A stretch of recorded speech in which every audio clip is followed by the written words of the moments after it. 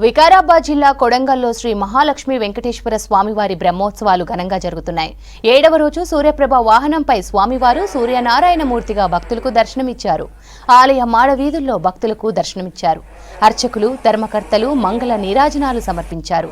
పేదల తిరుపతిగా పేరుగాంచిన ఈ ఆలయ బ్రహ్మోత్సవాలకు భక్తులు అధిక సంఖ్యలో వస్తున్నారు.